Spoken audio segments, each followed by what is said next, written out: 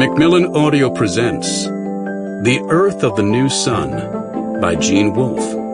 Read for you by Jonathan Davis.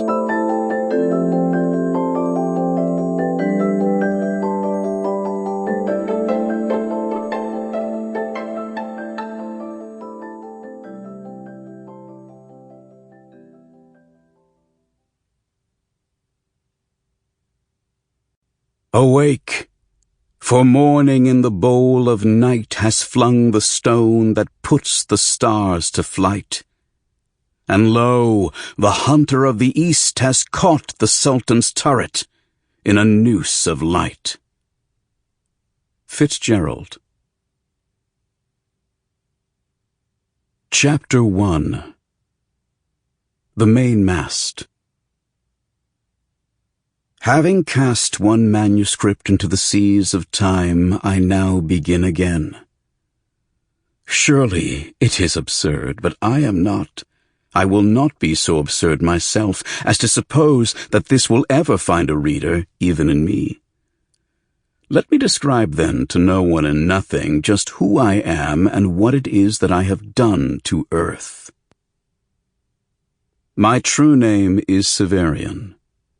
By my friends, of whom there were never very many, I was called Severian the Lame. By my soldiers, of whom I once commanded a great many, though never enough, Severian the Great. By my foes, who bred like flies and like flies were spawned from the corpses that strewed my battlefields, Severian the Torturer.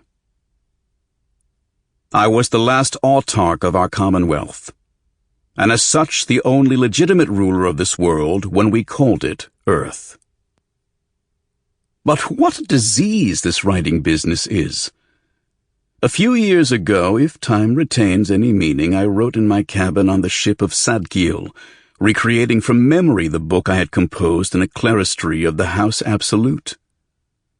Sat driving my pen like any clerk recopying a text I could without difficulty bring to mind, and feeling that I performed the final meaningful act, or rather, the final meaningless act of my life. So I wrote and slept and rose to write again, ink flying across my paper, relived at last the moment at which I entered poor Valeria's tower and heard it and all the rest speak to me, felt the proud burden of manhood dropped upon my shoulders, and knew I was a youth no more. That was 10 years past, I thought. 10 years had gone by when I wrote of it in the House Absolute. Now the time is perhaps a century or more. Who can say? I had brought aboard a narrow coffer of lead with a close-fitting lid. My manuscript filled it, as I knew it would. I closed the lid and locked it, adjusted my pistol to its lowest setting, and fused lid and coffer into a single mass with the beam.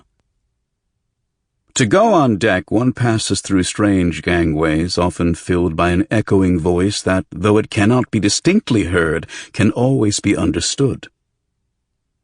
When one reaches a hatch, one must put on a cloak of air, an invisible atmosphere of one's own, held by what appears to be no more than a shining necklace of linked cylinders. There is a hood of air for the head, gloves of air for the hands. These grow thin, however, when one grasps something and the cold seeps in, boots of air, and so forth.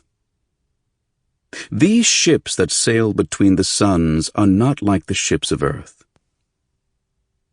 In place of deck and hull, there is deck after deck, so that one goes over the railing of one and finds oneself walking on the next. The decks are of wood, which resists the deadly cold as metal will not, but metal and stone underlie them.